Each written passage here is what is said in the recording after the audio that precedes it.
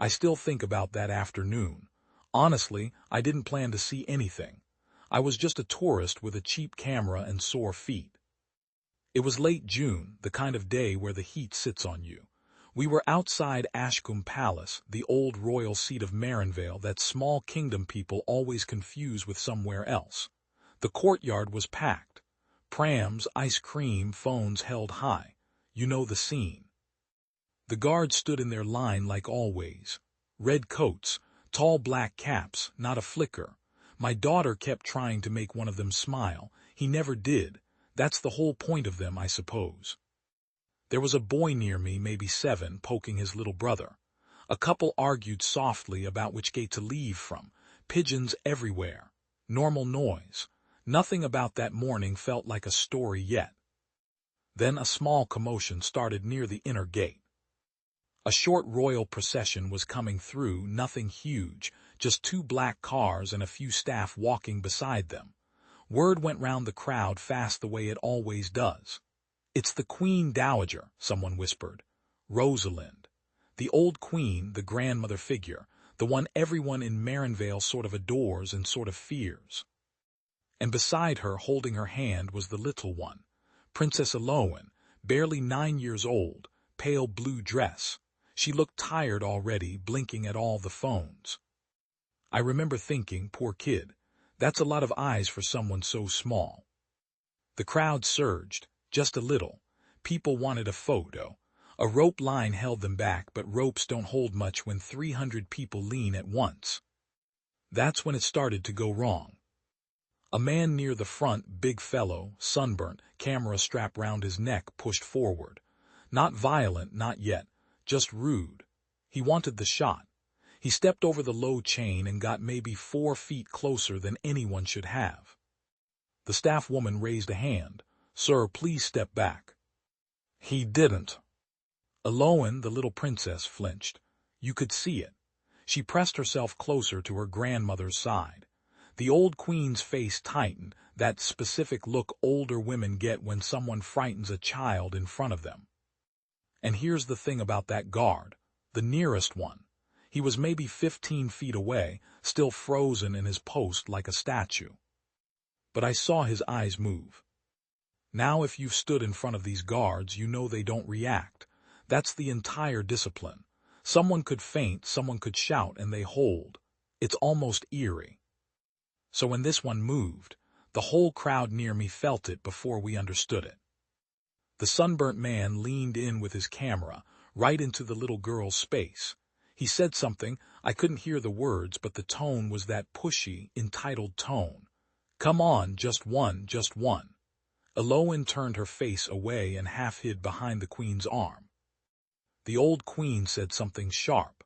I didn't catch it either, but you don't need words to read a grandmother telling a stranger to back off. And the man laughed, that laugh, like it was all a joke and she was being dramatic. That was the moment. The guard broke his post. Not running, that's the thing people always get wrong when they retell it. He didn't run. He came forward in these hard, even steps, boots hitting the stone, and the sound of it cut through everything. People actually went quiet. Even the pigeons scattered.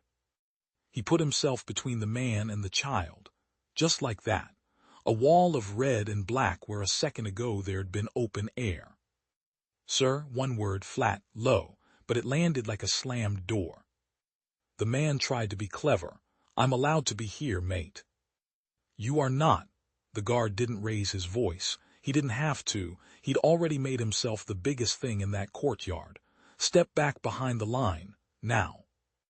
I've replayed it 100 times. What got me wasn't the size of him or the uniform. It was how still his face stayed even while he was doing all of it. No anger, no showing off. Just this total, cold certainty that the little girl was not going to be crowded for one more second. The man puffed up. For a horrible moment I thought he'd swing. The crowd sort of gasped as one.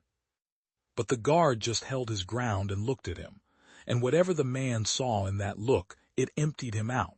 His shoulders dropped. He muttered something and stepped back over the chain. Behind the guard, Aloan was staring up at him. Big eyes. That fear on a kid's face when the scary thing suddenly stops being scary because someone bigger showed up. The old queen, Rosalind, put her hand on the girl's head and pulled her close, and she looked at the guard, just for a second. She gave him this tiny nod, barely a movement. He didn't nod back. He'd already turned, scanning the rest of the crowd, checking for the next problem before it happened. A woman next to me was crying a little. She said, "He didn't even hesitate." And she was right. That was the whole thing. He didn't. It ended almost as fast as it started. That's the part that stayed with me. The staff got the rope sorted properly. 2 more guards from the inner gate stepped up quietly and widened the space around the princess. Someone spoke into a radio. The black cars pulled a little closer. Smooth. Practiced. Like the whole system just quietly closed the gap. The sunburnt man slunk off toward the far side. A few people booed him softly. Somebody said, "Off you go, then." He didn't look back.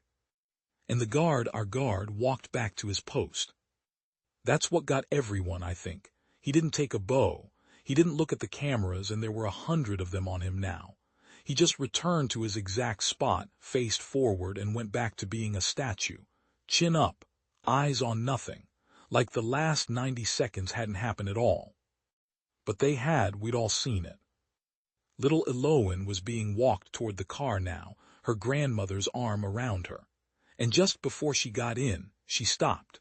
She turned around and looked back at the line of guards.